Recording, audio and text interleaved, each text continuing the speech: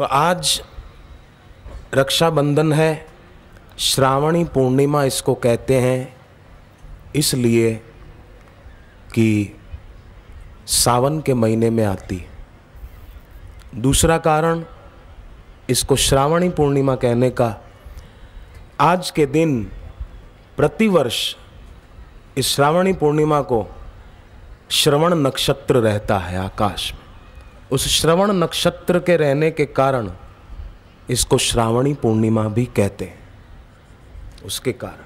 और तीसरा कारण इस पूनम को श्रावणी पूर्णिमा कहने का कि आज के दिन ही माता पिता के भक्त श्रवण कुमार को दशरथ राजा का शब्द वेदी बाण लगा था आज के दिन, और माता पिता के भक्त श्रवण की मृत्यु हो गई थी।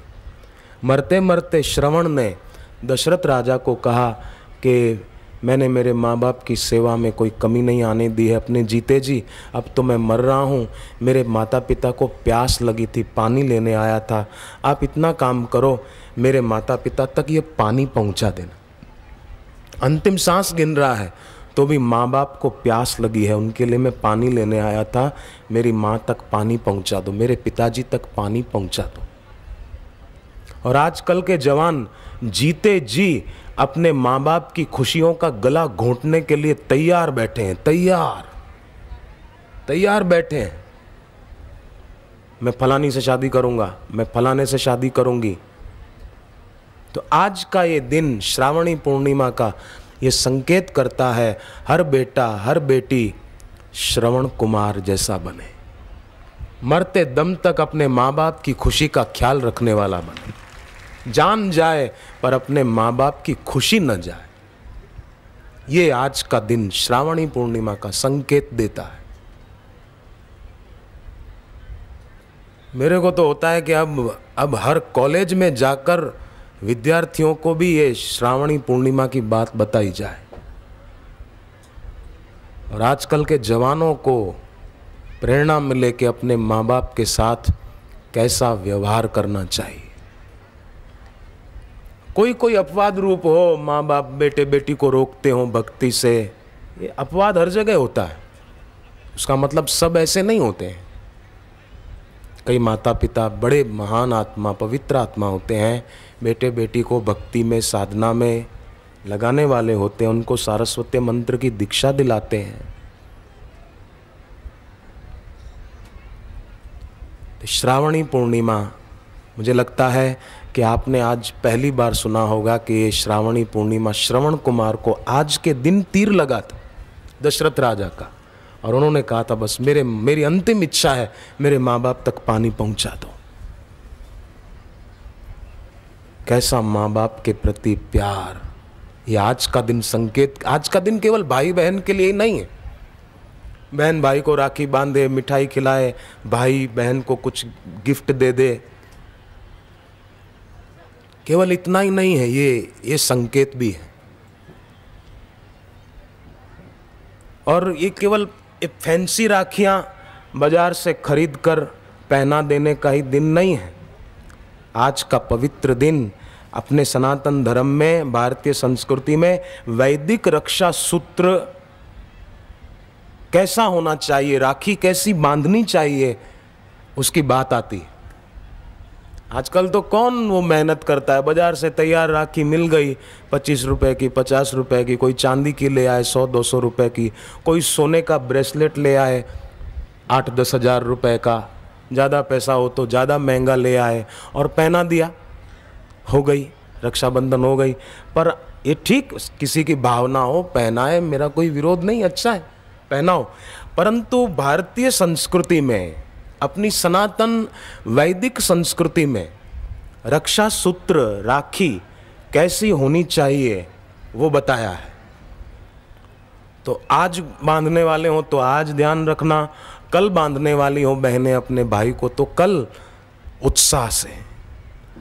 और मेरी एक प्रार्थना और भी है कि एक ऐसा रक्षा सूत्र जो अभी हम सुनेंगे, वैदिक रक्षा सूत्र, वैदिक राखी, वो वैदिक राखी एक तैयार करके अपने गुरुदेव के चित्र में हाथ पर पहना दो या उनके चित्र के आगे रख दो। कि हमारे बापू के लिए अर्पण है, हमारे गुरुदेव के हाथ पर, गुरुदेव की कलाई पर अर्पण है। ऐसा है ये वैदिक रक्षा सूत्र। कल सुबह को ज्योत जगाकर गुरु को अर्पण करें। इसकी बड़ी महिमा है अपने शास्त्रों में।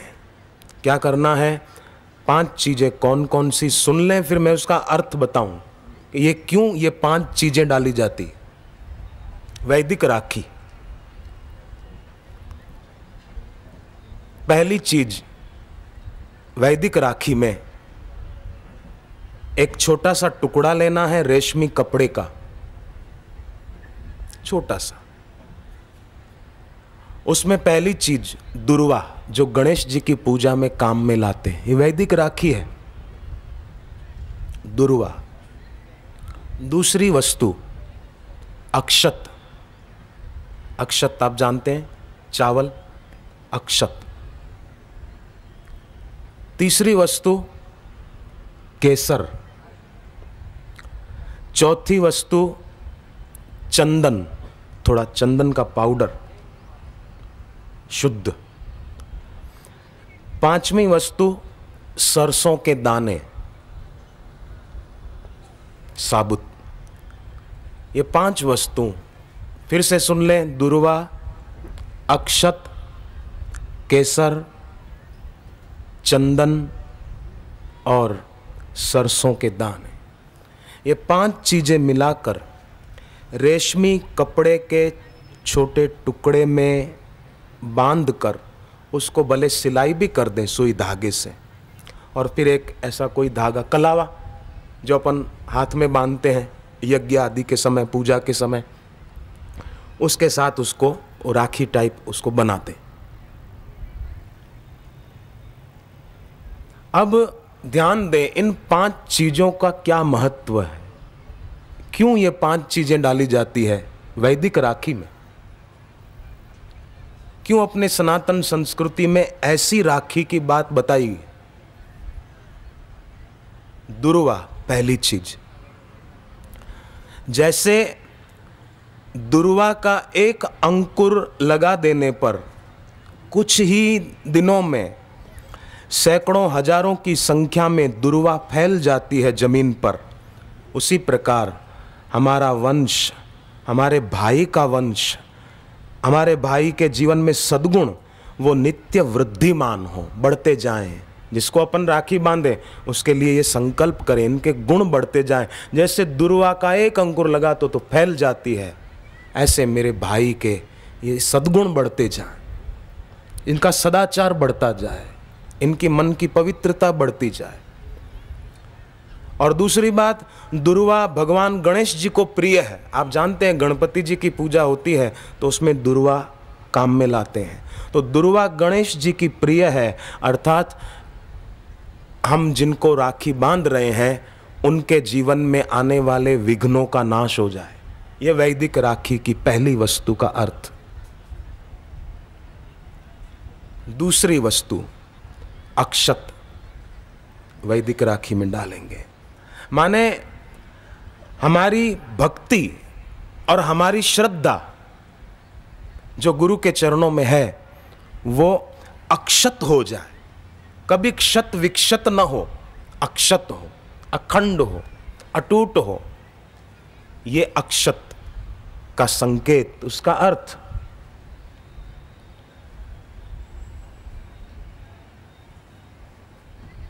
अगर लेना चाहो ये जीवन ही ले लो, मगर मेरी श्रद्धा को घटने न देना। तीसरी वस्तु केसर।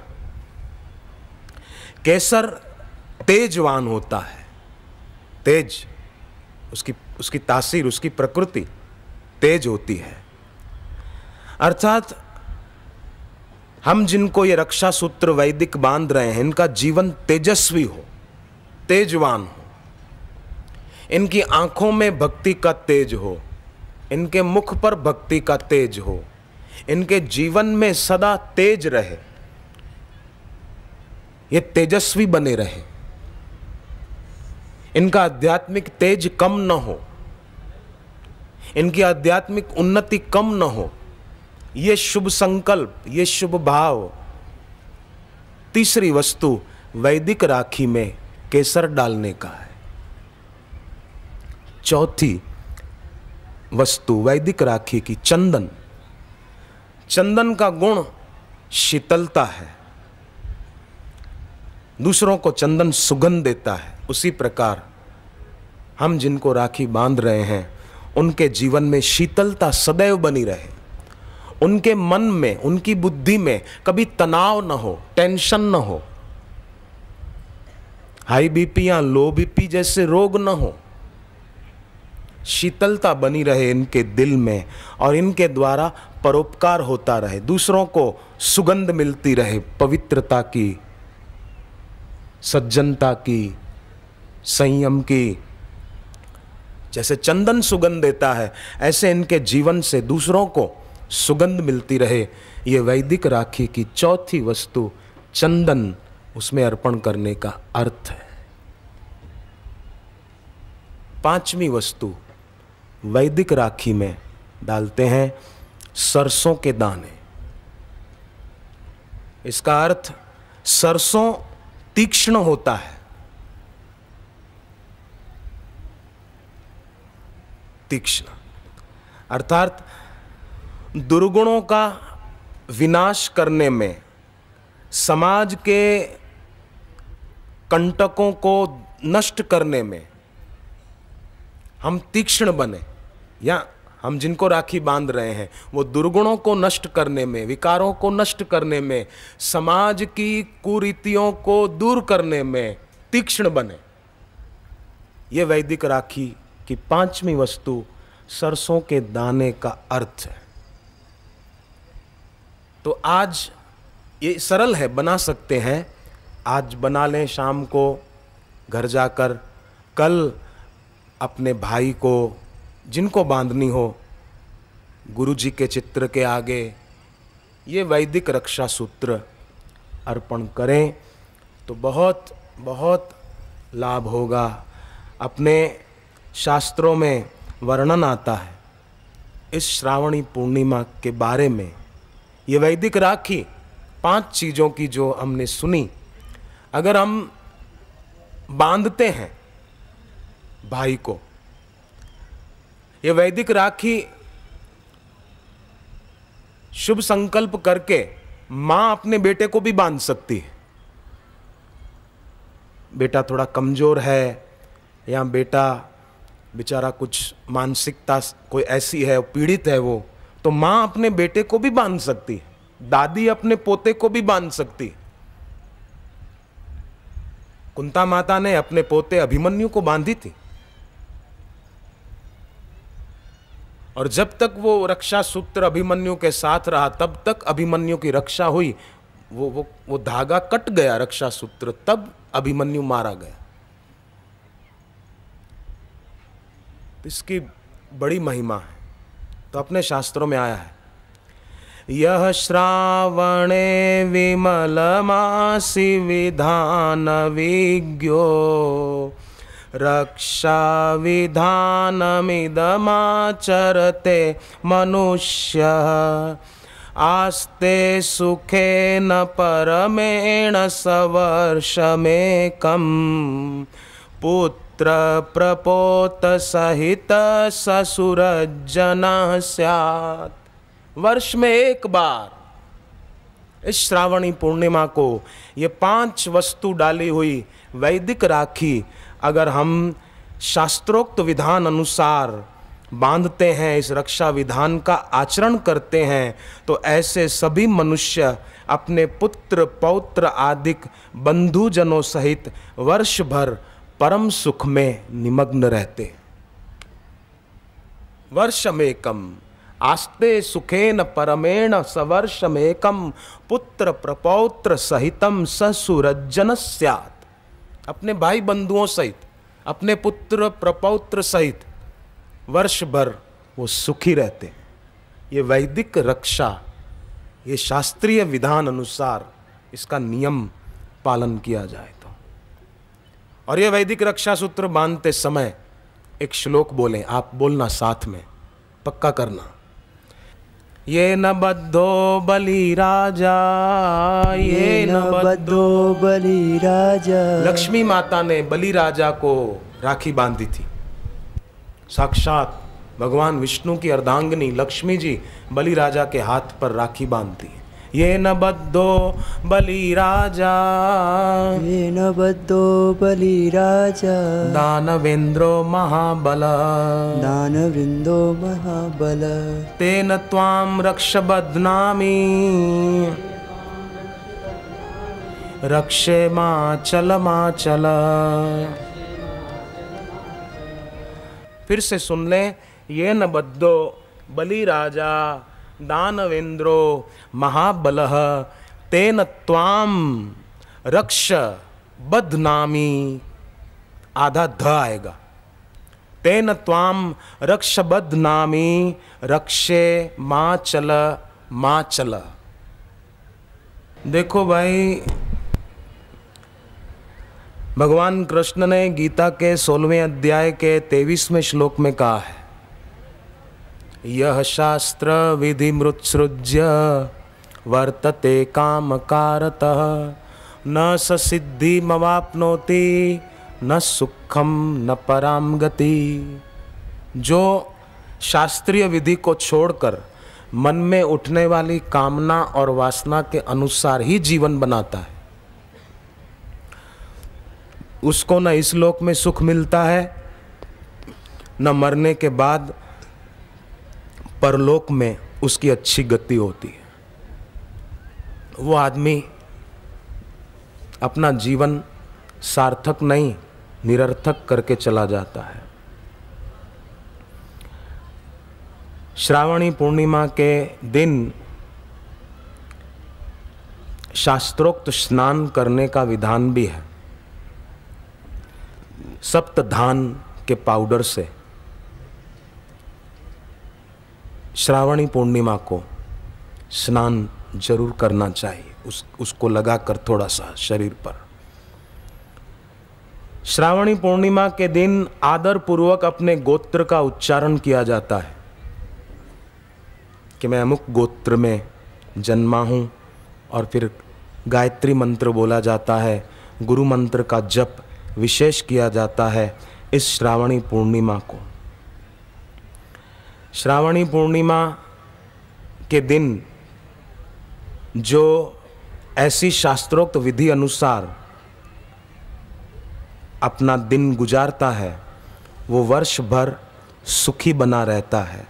शास्त्रों में आता है, अनेन विधिनायस्तु, अनेन विधिनायस्तु रक्षाबंधं समाचरेत्, रक्षाबंधं समाचरेत्। स सर्वदोषरहितः, स सर्वदोषरहितः सुखी संवत्सरं भवेत्, सुखी संवत्सरं भवेत्। अनेन विधिना यस्तु रक्षाबंधं समाचरेत् स सर्वदोषरहितः सुखी संवत्सरः भवेत्।